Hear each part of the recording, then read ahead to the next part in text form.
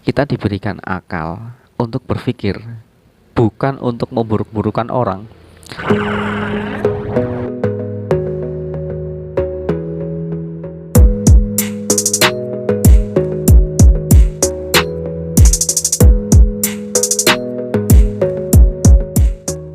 Assalamualaikum warahmatullahi wabarakatuh. Alhamdulillahirabbil alamin wassalatu wassalamu ala asyrafil anbiya'i wal mursalin sayyidina wa maulana Muhammadin wa ala alihi washabihi barik wasallim alaihim ajma'in. Amma ba'd.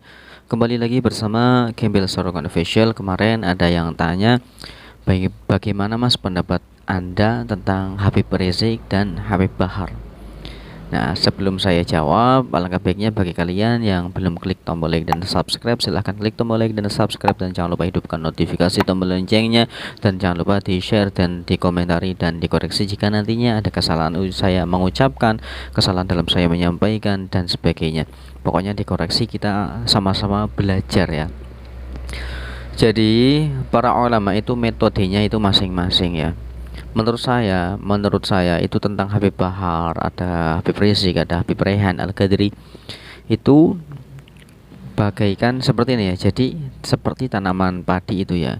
Tanaman padi itu ada yang menanam. Yang menanam itu siapa? Itu para dai yang mengajak seorang orang menuju ke Islam, menuju bertaubat, itu penanamnya.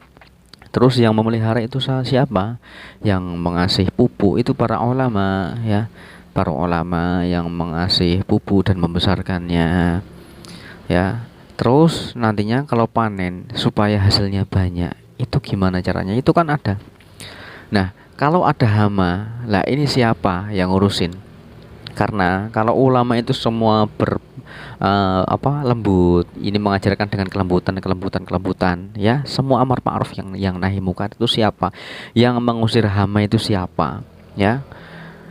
Ada hama di tanaman padi tersebut ya. Yang mengusir hama itu persoalannya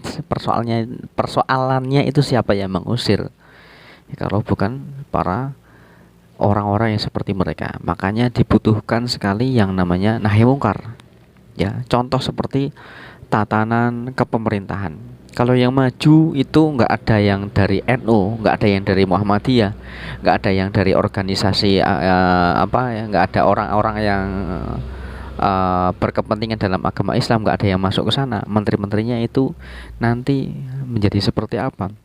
Ya, orang-orang yang buruk-buruk malah masuk, nanti membuat kebijakan-kebijakan yang tidak bisa kita terima, sedangkan itu harus kita wajib lakukan.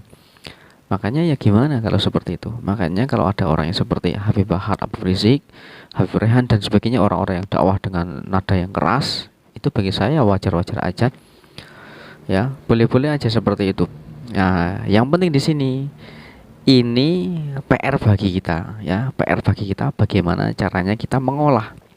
Kita diberikan akal untuk berpikir, bukan untuk memburuk-burukan orang. Ada orang berdakwah seperti itu. Mereka itu orang yang alim-alim. Nggak mungkin mereka kok berani seperti itu tanpa memakai ilmu. Mereka pasti memakai ilmu untuk berdakwah seperti itu. Sedangkan orang-orang seperti sekarang nggak tahu apa-apa, memvonis dia itu sebagai orang yang salah.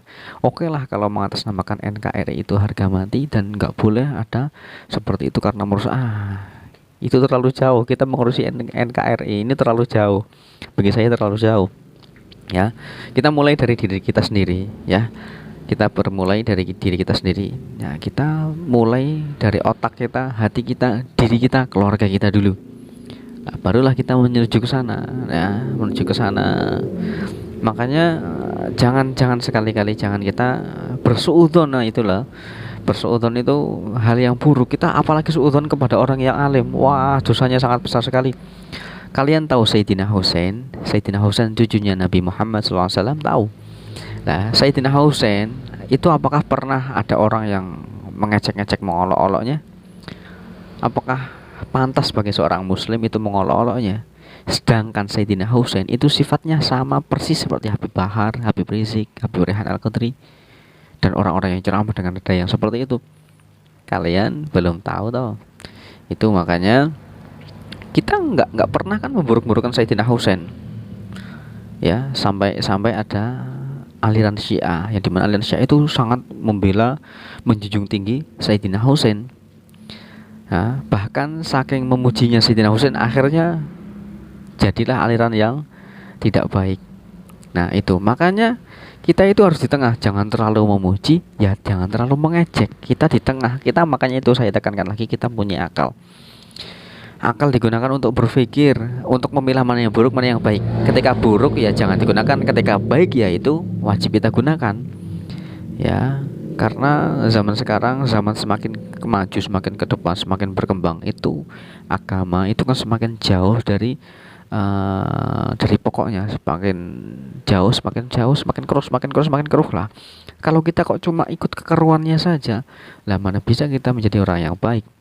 Ya, makanya ambilnya tengah-tengah ya. Makanya itu metodenya para ulama itu masing-masing ya. Ada kelasnya ulama yang kelasnya kok berdakwah dengan secara yang lembut, kita ya nggak boleh berburuk sangka. Ada yang berdakwah dengan metode yang keras, yang tegas, itu kita ya nggak boleh suudzon. Kita ambil yang terbaik, kita ambil baiknya.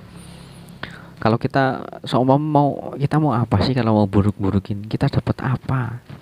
Ya, kalau kita nggak suka ya cukup kita nggak suka aja, nggak usah perbesar, diperkuruh lagi. Kita ngomongkan memprovokasi ke mereka supaya mereka benci kepada dia, nggak usah. Ya, apalagi itu ahlul bait. Ahlul bait itu ya Allah sangat mulia sekali ahlul bait. Ketika ahlul bait itu kok buruk, kita nggak boleh membenci ahlul bait. Walaupun mereka itu buruk, kita nggak boleh membenci. Setidaknya kita itu menghormati. Kalau kita nggak suka sifatnya, kita itu setidaknya menghormatinya saja. Metodenya para ulama itu masing-masing. Ya, ada kelasnya yang kelas dai. Dai itu apa? Dai itu adalah mengajak. Ya, sedangkan dai itu wajib bagi saya. Kalau menurut Ustadz dari Sulaiman itu dai, setiap orang yang mengaku sebagai orang Muslim itu wajib mendakwahkan. Ya, dakwah dengan apa yang kita tahu, bukan apa yang kita tidak tahu kita dakwahkan, bukan. Ya, berarti dakwah itu mengajak ya. Mengajak itu bukan mengajar ya. Ketika kita mengajak ya mengajak aja. Nanti soal dia mau menuju ke ilmu yang sebenarnya, ilmu yang benar-benar dalam posisi ilmu itu, maka serahkan kepada orang yang lebih tahu, yang lebih bisa. Makanya dai itu bukan cuma para santri saja, para polisi, para TNI, para orang-orang di jalan, para anak pang itu bisa berdakwah. Ya, dakwah itu mengajak mereka dalam hal kebaikan, menuju ke taubat. Ayo kita hijrah bersama-sama, seperti itu. Nah, kita itu orang yang tidak tahu, kita cuma tahunya Islam itu baik. Ya udah, kita masukkan mereka, kenalkan kepada mereka bahwasanya Islam itu baik, Islam itu bagus, Islam itu mengajarkan kebaikan. Nah, kita kalau sampai sana kok orangnya mulai tambah senang sama Islam, ingin mendalami lagi, kita serahkan kepada orang-orang yang tahu dalam bidangnya, seperti itu ya. Karena orang itu punya porsinya masing-masing. Tidak semua para ulama itu ngalim sengalim-alimnya, tidak. Ada jurusannya masing-masing. Contoh seperti dokter. Dokter itu ada yang jurusannya itu dokter spesialis gigi, spesialis bedah, spesialis kulit dan sebagainya. Dan itu para para ulama itu juga porsinya masing-masing. Ada yang bisa menguasai semuanya, ada yang cuma bisa menguasai tentang ilmu hikmah, menguasai tentang ilmu kedokteran, ilmu ketabiban, ada yang menguasai tentang ilmu fikih, ilmu hadis, ilmu tafsir dan sebagainya, masing-masing. Makanya kita nggak bisa kok langsung apa-apa langsung memvonis gitu loh. Saya nggak suka seperti itu. Orang sekarang nggak tahu apa-apa, cuma dari media langsung memvonis orang itu buruk, dia harus dijauhi. Kenapa harus seperti itu? Kenapa harus secepat itu? Kenapa harus sependek itu? Sedangkan kita mempunyai akal yang sangat luas. Sedangkan kita melihat dari media, yang media itu kita nggak tahu siapa yang meng-share, siapa yang membuat, dan akhirnya membuat kita menjadi tersesat, dan kita membuat banyak orang tersesat seolah-olah kita itu benar. Nah, makanya itu perlu kita ingat lagi bahwasanya metode orang itu masing-masing. Metode orang yang berdakwah itu masing. Toh mereka itu ya, mereka itu mengajarkan mereka itu mengajak.